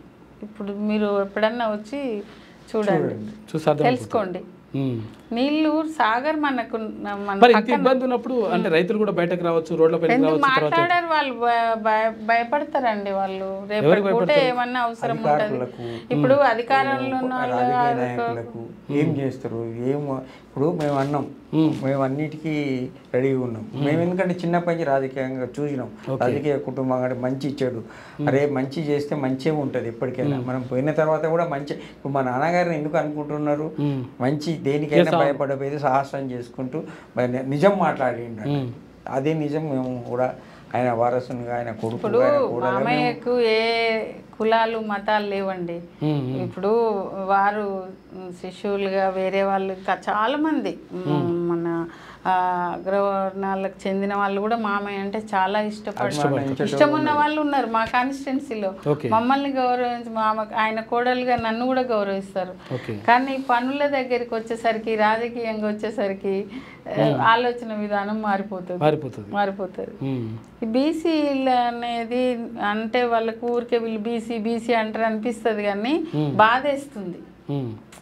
బాధేస్తుందండి. చిన్న పని కూడా వీళ్ళు ఒక దగ్గరికి పోయి చేసుకోలేని పరిస్థితిలో ఉన్నాం మనం. ఇప్పటికీ మనకి ఇండిపెండెన్స్ వచ్చి ఒక 75 years దాటిపోయింది. అయినా మనకి అలా ఏమన్నా వస్తే మన పక్కన నిలబడే మనిషి లేడు, చెప్పుకోవడానికి సరైన వ్యక్తి లేడంటే మన ఇంకెప్పుడు డెవలప్ అవుతామండి? ఇంకెప్పుడు దాచుకొని మాట్లాడుకొని పక్కకు మాట్లాడుకొని వెనుకకు మాట్లాడుకొని ఎన్ని రోజులు గడుపుతాం? జీవితం చాలా చిన్నది, చాలా చిన్నది. ఉన్నన్ని రోజులు ఫ్రాంక్గా ఒకరికి మంచి చేసో ఒక మంచి చెప్పో ఉండాలి, అదే గుర్తుండిపోతుంది. అందుకోసం మేము తాపత్రయం తప్ప వేరే మాకు ఏదో వీళ్ళని అనాలి వాళ్ళని అనాలి వీళ్ళ మీద చెప్పాలనేది ఏమీ లేదు, నిజంగా చెప్తున్నా. కానీ చాలా ఈ కొన్ని ఎస్టీ బీసీలు మాత్రం డెవలప్మెంట్ లేదండి. తిరిగి అలసిపోయి ఇళ్ళల్లో ఉంటుండ్రు. ఇప్పుడు రాజకీయంగా వాళ్ళు ఎమ్మటి తిరిగి ముసలోళ్ళు అయిపోయి ఇళ్ళల్లో ఉంటుర్రు. అటు పనులు చేసుకోలేకపోయినరు, ఇటు సంపాదించుకోలేకపోయినరు. ఇక అటో ఇటో కష్టపడి వాళ్ళ అదో ఉన్నదో లేదో ఆమె ఆ పిల్లల్ని అటో ఇటో పంపించి ఇక ఇంట్లో ఉన్నదో లేదో వండుకొని తిని ఉంటురు. బీసీల పరిస్థితి అట్లుంది. నేను మళ్ళీ చెప్తున్నా, ఒక బీసీ రాజకీయాల్లోకి వచ్చి ఎదిగింది లేదండి మా కాన్స్టిట్యున్సీలో. ఒక ఓసీలు అంటే వాళ్ళ యూనిటీ మరి అట్లుంది, తప్పు మనం పట్టొద్దు. వాళ్ళు ఆలోచించుకుంటుర్రు, డిస్కస్ చేసుకుంటుర్రు, చెప్పుకుంటుర్రు, కలిసిమెలిసి పని చేసుకుంటుర్రు. వాళ్ళు ఆగిపోలే. వాళ్ళు ఎక్కడ రాజకీయాలకు వచ్చిందంటే కోట్లల్లో వెళ్ళిపోయినారు. ఎకరాల కొద్ది భూములు, కోట్ల కొద్ది ఆస్తులు. వీళ్ళకి ఉన్న 20-30 లక్షలు పెట్టి సర్పంచ్ అవుతాడు, నెక్స్ట్ 0. ఇక అయిపోయినాయి. ఇంట్లో ఆమె తిట్టే ఈయన తిట్టే ఇంట్లో కూర్చుంటారు. ఒక జడ్పీటీసీ అవుతారు క్లోజ్, ఒక ఎంపీటీసీ అవుతారు క్లోజ్. ఇంతవరకే సర్పంచ్ ఎంపీటీసీ, అంతవరకే. ఇంకా పైకి ఎదిగేది లేదు, వాళ్ళు ఒక పైసా సంపాదించేది లేదు. నాకు చాలా మంది మా కాన్స్టిట్యున్సీలో చెప్పిండ్రు, నేను ఇంత పెట్టినా ఇప్పుడు ఏం లేదు, ఆ భూమి పోయింది, ప్లాట్ పోయింది అని చెప్పుకొని ఏడ్చుకుంటూ తిరుగుతున్నారు. అక్కడి వరకే అండి. బీసీలు ఆర్థికంగా ఎదగలేదు, అందుకనే రాజకీయంగా రాలేదు. ఎదగాలంటే ఏం చేయాలి? బీసీలు ఆర్థికంగా ఎదగాలంటే ముందు రాజకీయంగా ఎదగాలి. రాజ్యాధికారం వీళ్ళ చేతుల్లో ఉండాలి. ఇప్పుడు ఒక గవర్నమెంట్ నుంచి ఒక స్కీమ్ వస్తుంది, అదే రాజకీయంగా ఉంటే అరే స్కీమ్ వచ్చింది మీరు ఒక 10 మంది పెట్టుకోండి అంటే 10 మంది బాగుపడతారు. మనకు ఆ స్కీమ్ వచ్చింది రాజకీయంగా అధికారం మన చేతిలో ఉంటే ఆర్థికంగా ఎదుగుతారు, అవకాశం ఉంటది. మనము ఒక శాసించే ప్లేస్ లో లేము, ఆశించే ప్లేస్ అడుక్కునే పరిస్థితి ఇచ్చే పరిస్థితిలో లేమండి. ఓట్లేమో మనం వేస్తాం మనయే, కానీ సీట్లు వాళ్ళే ఇచ్చేది. ఒకటి ఓటు దగ్గరనే మనం ఇస్తాము, తర్వాత వాళ్ళ అది అడుక్కుంటే వస్తలేదు. కొట్లాడాలి. మనకి ఏమి కోరుకుంటున్నామో అవన్నీ బయటికి వచ్చి తెలంగాణ ఉద్యమం ఎట్లొచ్చిందో మాకు కూడా బీసీలకి మేము ఎన్నేళ్ళు అనగారిన జీవితాలు గడపాలి. మా తాత ఇట్లనే ఉండు, మా తండ్రి ఇట్లనే ఉండు, మేము ఇట్లనే ఉన్నాం, ఇంకెప్పుడు మార్పు వస్తుంది అని చెప్పుకోవాలి. మాకేంది అంటే ఇంకా 70 ఏళ్ళైనా ఇట్లనే ఉంటాం, ఇంకా 70 ఏళ్ళైనా ఇట్లనే ఉంటాం. కాంగ్రెస్ పార్టీ అంటే మీకు ఇంకేం చేస్తే బాగుంటుందని చెప్పేసి మీ భావిస్తారు? కాంగ్రెస్ పార్టీ ఏం చేస్తే బాగుంటుంది అంటే, ఇప్పుడు మీ కాంగ్రెస్ పార్టీని తెచ్చిన కుటుంబం మాది, నిలబెట్టిన కుటుంబం మాది, కాంగ్రెస్ పార్టీకి సేవలు అందించిన కుటుంబం మాది. మా కుటుంబంలో మాకు తగిన స్థానం కాంగ్రెస్ పార్టీ కల్పించాలి. మేము ప్రజలకు వారధిగా ఉంటాం. మేమే ఇంట్లోకి వెళ్ళి తీసుకొచ్చి అద్భుతాలు చేస్తామని చెప్తలేము. పార్టీ ద్వారా ప్రజలకు పార్టీకి వారధిగా జెన్యూన్గా పనిచేస్తాం, వర్క్ చేయడానికి రెడీగా ఉన్నారు. రెడీగా ఉన్నాం. నేను జిల్లా అధ్యక్షునిగా చేయడానికి రెడీగా ఉన్నానండి. ఎందుకంటే మా నాన్నగారు కూడా జిల్లా అధ్యక్షుడు, ఉమ్మడి జిల్లా అధ్యక్షుడుగా డిసి ఇప్పుడు చేసింది కాబట్టి నేను అన్నిటికీ అర్హుని ఉంది. ఇప్పుడు జిల్లా అధ్యక్షునిగా చేయడానికి రెడీగా ఉన్నాము. ముఖ్యమంత్రి గారు కాంగ్రెస్ వాళ్ళు ఆలోచించి నాకు జిల్లా అధ్యక్ష అవకాశం ఇస్తే తప్పకుండా న్యాయం చేస్తాం. కొంతమంది మాకు జిల్లా అధ్యక్ష పదవి ఇవ్వాలని ప్రయత్నం చేస్తున్నారు. మన కేశవరావు సార్ వాళ్ళు, మామయ్య తోటి ఉన్న వాళ్ళు కొంతమంది ఇవ్వాలని ఉంది, కానీ అక్కడ కూడా అడ్డుపడుతున్నారంట, వాళ్ళకి ఇవ్వద్దు అని. ఎవరు అడ్డుపడుతారు? వాళ్ళు చెప్పట్లేరు. మీకు అంటే మీ దగ్గర మీ నియోజకవర్గం ఉన్నోళ్ళేనా? కాదు, మా నియోజకవర్గం నుంచే వస్తుంది మెసేజ్, వాళ్ళనే అడుగుతారు కదా. ఇప్పుడు మెసేజ్ అక్కడి నుంచే రావాలి. వాళ్ళు అంటున్నారు వాళ్ళని కాదని మేమేం చేయలేము. మొన్న జానారెడ్డి గారి పీరియడ్లో కూడా జేవీ గెలిచినాక కూడా ఈమెకు అవకాశం వచ్చింది చైర్మన్గా. మేము పోయి అడిగాను జానారెడ్డి గారిని, అన్న ఈ అవకాశం వచ్చింది అంటే ఏముంటున్నాయాడ, ఏం కాదు ఇంకోటి చూద్దాం అంటే అవకాశం వచ్చింది. అంటే మేము ఏం చేసినాం అంటే 4 years అది అవిశ్వాసం పెట్టినాం, పెట్టి ఆ చైర్మన్ని తీసేసినాం. వాళ్ళ పరిస్థితి కూడా అట్లే ఉంది. అయితే మళ్ళీ అవటానికి కూడా నాకు అవకాశం ఉండే, కానీ ఇక ఏముంది అక్కడ ఫండ్ లేదు, ఏం లేదు, ఏమవుతారు అని అన్నారు. నేను వెళ్ళి అడిగిన జానారెడ్డి గారిని అడిగితే ఏముందమ్మా అందులో ఏం ఫండ్ లేదు, ఏం లేదు, అది అనవసరంగా అది మున్సిపాలిటీ లేకుండా ఇవ్వచ్చు కదా. అంతే కదా, అదే కదా రాజకీయం, దొరకలేదు, అదే కదా రాజకీయం అని చెప్తున్నాను. కాదు అన్ని ఉంటే ఇచ్చినందుకు ఒకవేళ కొంచెం అట్లుంటది, ఏం లేనప్పుడు ఇవ్వచ్చు కదా. నేను కూడా ఏం లేదు కదా. ఇప్పుడు పార్టీ కాంగ్రెస్ పార్టీ ఇలాంటి వాటిని బ్యాలెన్స్ చేయాలని మేము మీ ద్వారా నేను కోరుతున్నాను. ఎక్కడైతే ఇలాంటి పరిస్థితులు ఉన్నాయి, ఇలాంటి మంచి వ్యక్తులు ఉన్నారు, వాళ్ళకి న్యాయం చేయాలని హైకమాండ్ కానీ రాష్ట్ర ప్రభుత్వం కానీ అక్కడ మెసేజ్ పోవాలి. వాళ్ళు కూడా మాకు స్పందించి మాలాంటి వాళ్ళకి, మాకే కాదు మాలాంటి వాళ్ళు ఎంతోమంది కార్యకర్తలు పనిచేసిన వాళ్ళు ఉంటారు, వాళ్ళందరినీ ఒక్కరిని అడిగి సలహా తీసుకోకుండా వాళ్ళ గ్రౌండ్ లెవెల్లో సమాచారం తీసుకొని ఎవరికి తగిన వాళ్ళు అని వాళ్ళకి పదవులు ఇవ్వాలని నేను కోరుతున్నాను. అది ఇక్కడ 2020లో నందికొండ మున్సిపాలిటీ ఏర్పడ్డదండి. అప్పటి నుంచి మొన్నటి వరకు అంటే జనవరి వరకు ఈ 5 ఏళ్లలో 150 కోట్లు టీఆర్ఎస్ గవర్నమెంట్ నుంచి వచ్చినాయండి మున్సిపాలిటీకి. దానికి లెక్క లేదు, ఏం లేదు, డెవలప్మెంట్ లేదు. మరి ఎటు పోయినా 150 కోట్లు పైసలు అయిపోయినాయి. ఎవరు అడుగుతారండి? దే ఆర్ వారియర్స్ అంతే, అసలు వాళ్ళని ఎవ్వరు అడగలేదు, అడగొద్దు. క్వశ్చన్ చేస్తే అయిపోయింది, ఇంతే సంగతులు. క్వశ్చన్ చేస్తే ఇప్పుడు నేను ఎట్లున్నా అట్లుంటాను. ఇప్పుడు సిన్సియర్గా ఉంటుంది, రెగ్యులర్గా ఉంటుంది, లేడీస్ సీనియర్. క్వశ్చన్ చేశాను ఏమగా ఆర్థికంగా రావద్దు, ఏం చేయాలి ఇవన్నీ అట్లా. కనీసం నా వార్డులో జరిగే డెవలప్మెంట్స్ కూడా నన్ను పిలవకుండా, అస్సలు సొంత పార్టీ అండి, నేను మా సొంత పార్టీ, నేను ఇప్పటి వరకు పోయినదంతా టర్మ్ అంతా టీఆర్ఎస్ఏ కదా, నేను టీఆర్ఎస్ కౌన్సిలర్ని కదా, అయినా కూడా రాజకీయం దాంట్లో కూడా ఎక్కడ కూడా నేను వాళ్ళు నాకు ఇచ్చేది ఏంది గౌరవం. నాకు నిమ్మల రాముల కోడలుగా నాకు పెద్ద ఎవరెస్ట్ శిఖరం అంతా గౌరవం ఉంది నాకు. వాళ్ళు నాకేందని నా పని చేసుకుంటూ నేను వచ్చిన ఈ 5 సంవత్సరాలు ఏ మీటింగ్ రెగ్యులర్గా మీటింగ్లకు అటెండ్ అవ్వటం, నా ఒపీనియన్ లేకున్నా కూడా తీసుకోకుండా కూడా వెళ్ళి మాట్లాడటం, అటెండ్ కావటం నా బాధ్యతగా నేను నిర్వర్తించిన. వాళ్ళు నాకు గౌరవం ఇచ్చేది ఏంది? నాకు మాది రాజకీయ కుటుంబం అండి. మా మామగారు జీవితం అంకితం చేశారు నాగార్జున సాగర్కి. వాళ్ళు నాకు ఇచ్చేది ఏంది? నేను చేసే పని నేను చేస్తా. నేను వాళ్ళు గవర్నమెంట్ నుంచి మనకి మున్సిపాలిటీ నుంచి ఏ కార్యక్రమం ఇచ్చినా చేసిన, పార్టీలకు అతీతంగా చేసిన. ఏ పార్టీ వాళ్ళు ఆ పార్టీ వాళ్ళని లేదు, పార్టీలకు అతీతంగా నేను అందరితో మంచిగా ఉంటా, నాకు అవసరం లేదు. మనిషికి మానవత్వం లేని రాజకీయం ఎందుకండి? అంతే.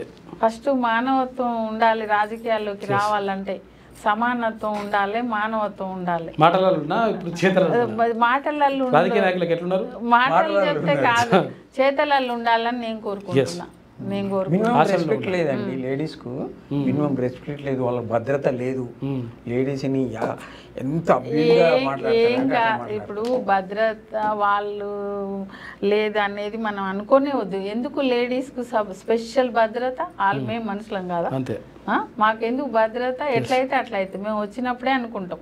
పాలిటిక్స్కి వచ్చినప్పుడే ఎంతమంది లేరండి, వస్తాం. పూర్వం కూడా మన దగ్గర ఎంతమంది మహిళలు వీరనారిమణులు ఎంతో మంది ఉన్నారండి.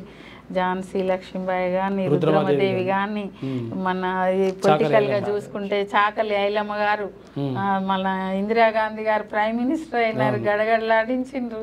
ఇదే పాకిస్తాన్ ఇష్యూస్ ఆమెకు లెక్కనండి, ఇట్లా చేసేసింది, అవలీలగా చేసేసింది ఎంతో మంది. మరి చాకలి ఐలమ్మ గారికి ఏం ఆర్థిక వనరులు ఉన్నాయి? ఆమె పరిస్థితి ఏంది? దొరల మీద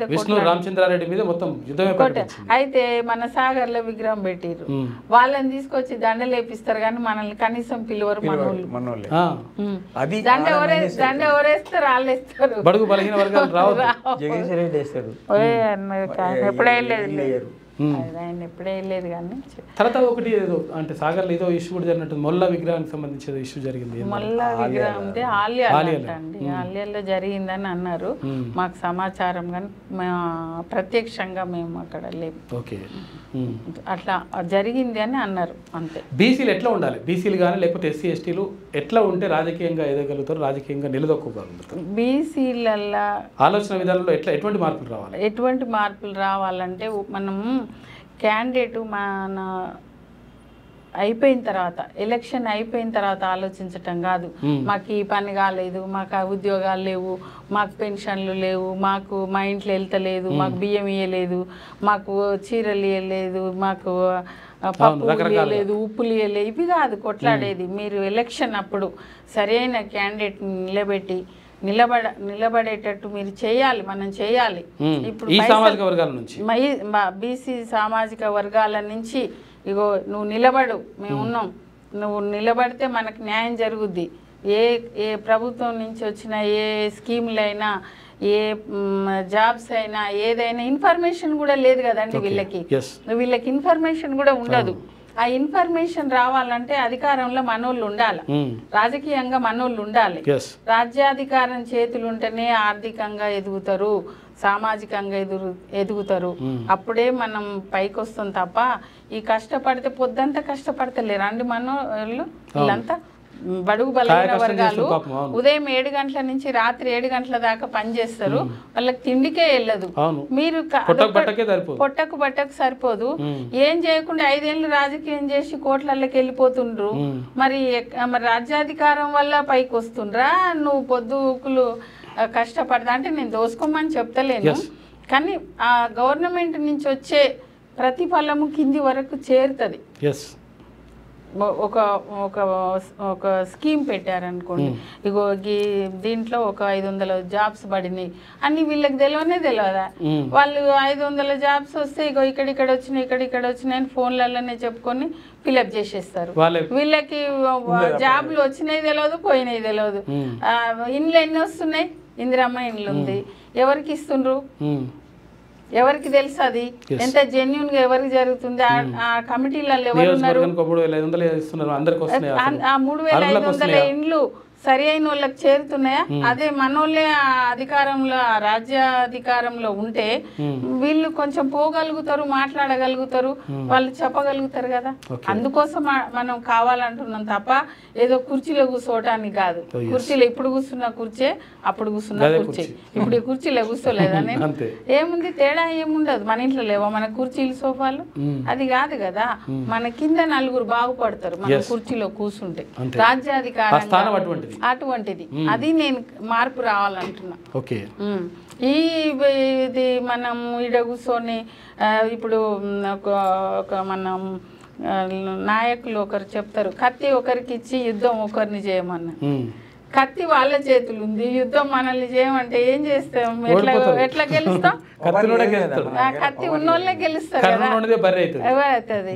మరి కత్తి చేతిలో లేదు, మరి నేను చేస్తా అంటే ఏం చేస్తా, ఉట్టిగానే డమ్మీలం అయిపోతున్నాం.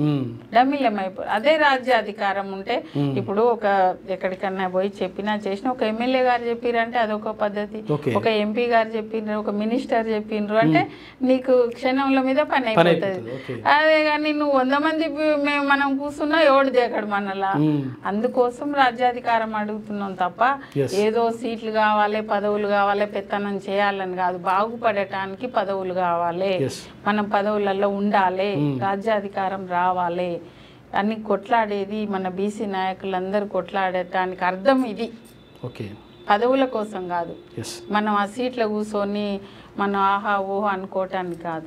మన కింది వర్గాలకి న్యాయం చేయగలుగుతాం, ఆ మెసేజ్ ఇవ్వగలుగుతాం. ఇక్కడ ఇప్పుడు భూమి లేని వాళ్ళకి 3 ఎకరాలు అన్నారు.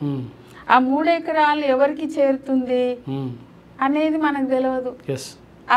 ఎవరు తయారు చేస్తున్నారు, అది ఎవరు సెలెక్ట్ చేస్తున్నారు, ఏ కమిటీ సెలెక్ట్ చేస్తుంది, ఆ కమిటీ ఎవరున్నారు, అది కావాలి కదా. నువ్వు స్కీమ్ పెట్టడం ముఖ్యం కాదు, అది కింది వరకు చేరే విధానం ముఖ్యం. పైనుంచి కింది వరకు జరిగే విధానం ముఖ్యం. ఇప్పుడు కూడా ఈ మధ్య కూడా నేను మన ఎంఆర్ఓ ఆఫీస్ వాళ్ళు కులగణనకు వచ్చినప్పుడు కూడా నేను అదే అన్నా, ఇప్పుడు ఇందిరమ్మ ఇండ్లు ఉన్నది, ఎవరు ఆ కమిటీలో ఉన్న వాళ్ళని పిలుస్తున్నారా లేదా, వాళ్ళకి ఇన్ఫర్మేషన్ ఇంట్లో కూర్చొని మీరు మార్క్ చేసిరు అనుకో ఉత్తదేగా. అంతే. ఈమె వాటిలో కూడా సెన్సెస్ అయినా కూడా, ఇందిరమ్మ కమిటీలో అయినా కూడా ఈమెకు ఇన్ఫర్మేషన్ ఇయ్యరు. ఇస్తారు, ఇవ్వకుంటే ఇస్తారు, కానీ దాన్ని ఫాలో అవుతారా అనేది. ఇందిరమ్మ కమిటీలో నేను ఉన్నా, కానీ నాకు ఎంతవరకు తెలుసు ఆ ఇండ్లు ఎవరికి పోతున్నాయని నాకే ఇన్ఫర్మేషన్ లేదు. కమిటీలో అయితే ఉన్నా, నా వాటికి నేనే చైర్మన్ ఏది ఇందిరమ్మ ఇండ్లకి. కానీ ఆ ఇందిరమ్మ ఇండ్లు రాసేటప్పుడు నన్ను పిలవాలన్న రూల్ లేదే. పిలుస్తున్నారా అని చూసేటోళ్ళు లేదు. అట్లా అనమాట. నేను అనేది ఏంటంటే స్కీమ్ వైజ్ గా మంచిగా ఇస్తున్నామని మనం చెప్తున్నాం, డయాస్ మీద చెప్తున్నాం. అది కింద రీచ్ అయ్యే వరకు విధానం ఎట్లుంది అనేది ఇంపార్టెంట్. ఆ కమిటీలో ఉన్న వాళ్ళు ఇంపార్టెంట్, ఆ సెలెక్షన్ చేసే వాళ్ళు ఇంపార్టెంట్. దాని కొరకు రాజ్యాధికారం కావాలి, కావాలి. దాని కొరకే తప్ప పదవుల మీద మోహంతో మనం కుర్చీలో కూర్చోవాలన్న ఆశతోటో కాదు. అది అదేవిధంగా మీరేదో అడగాలనుకుంటున్నారు. గ్రామాలలో కూడా ఈ వెనుకబడిన కులాలకు వెనక పడలే, మనం నెట్టివేయబడ్డాం. 1 ఎకరం లేని బీసీలు ఉన్నారండి, ఉన్నారు. వాళ్ళకు కూడా గవర్నమెంట్ మీరు ఏం చేయకండి, మాకు సహాయం 1 ఎకరం ఇస్తావా, 2 ఎకరాలు ఇస్తారా, 3 ఎకరాలు, మేము బీసీలను గుర్తించి వాళ్ళకు కూడా ఎస్సీ ఎస్టీలకు ఎట్లా ఇస్తారో వాళ్ళకు కూడా భూమి, ఎందుకంటే భూమి ఉంటే వాళ్ళు బతుకుతారు. మనిషికి ఒక ధైర్యం, ఒక ఇల్లు ఉన్న భూమిని ఒక భరోసా. మీరు ఎంతో అంత ఇవ్వండి, ఎందుకు ఇవన్నీ మాకు వద్దు, వాళ్ళు బతకడు జీవనోపాధి.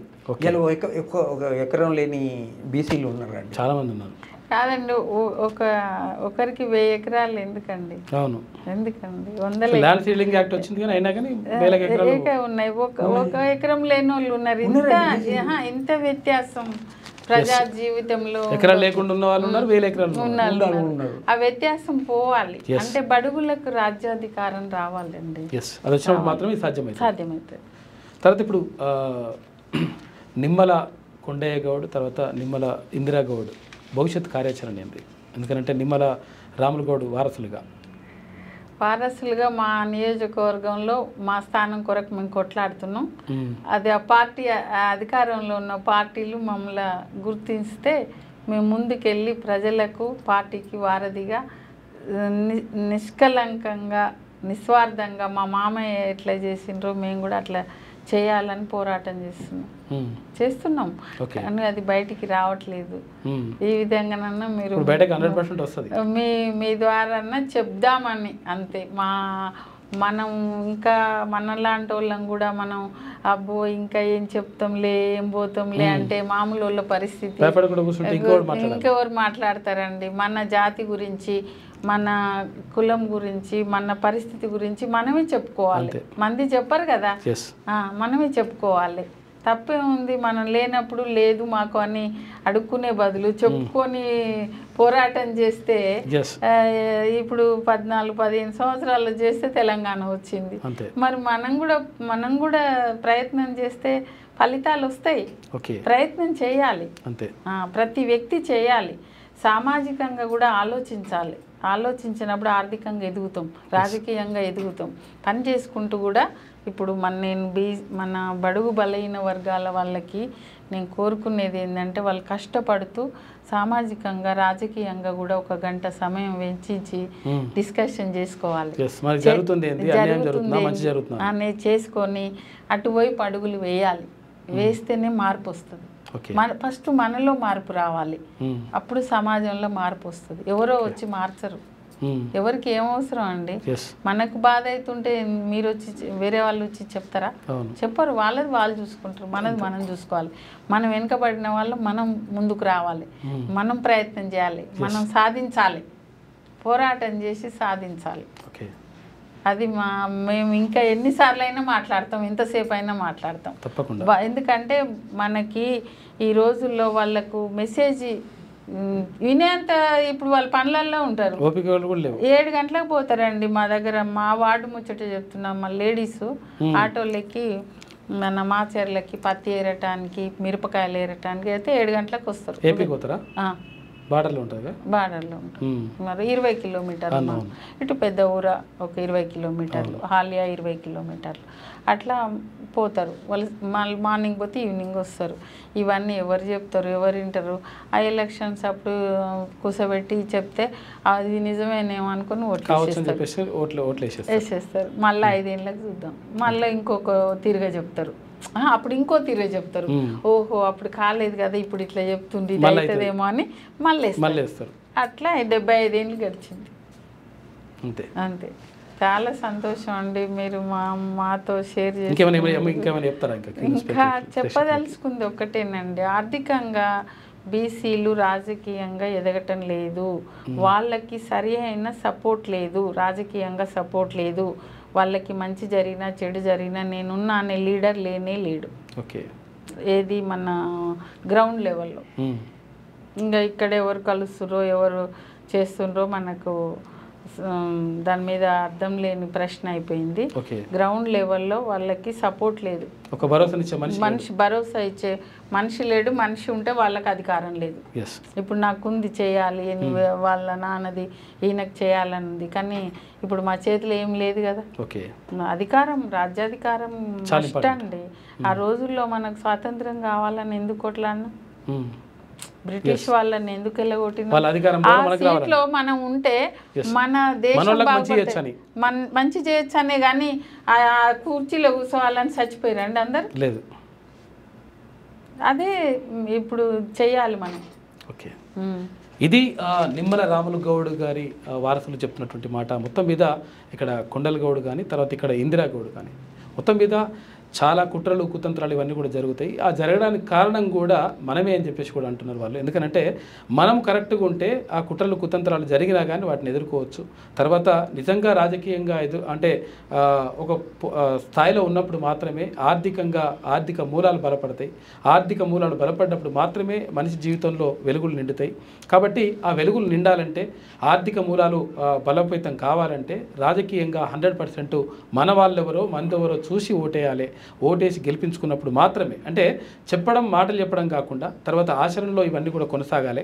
ఓట్లు మన అయినప్పుడు సీట్లు కూడా మనయే అయితే 100% మన వర్గాలకు, ఎవరైతే అణగారిన వర్గాలని చెప్పేసి అంటూ ఉన్నామో, ఎవరైతే నెట్టివేయబడ్డటువంటి వర్గాలు అనుకుంటున్నామో ఆ వర్గాలన్నిటికీ మంచి జరగాలంటే ఓటు అనేటువంటి ఆయుధం సరైనటువంటి రీతిలో ఉపయోగించినప్పుడు 100% మంచే జరుగుతుంది.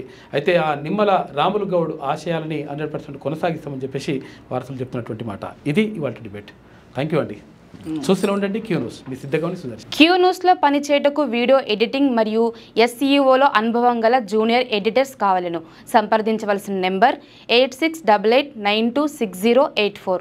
లేటెస్ట్ న్యూస్ తెలుగు మరియు ఇంగ్లీష్ అప్డేట్స్ కోసం ఇప్పుడే క్యూ న్యూస్ అఫీషియల్ యాప్ని ప్లే స్టోర్ నుండి డౌన్లోడ్ చేసుకోండి. సరికొత్త సమాచారాల కోసం క్యూ న్యూస్ వెబ్సైట్ని ఫాలో అవ్వండి. ఛానల్లో ప్రాంతీయ, జాతీయ, అంతర్జాతీయ వార్తలు వీక్షించండి. లైక్ చేయండి.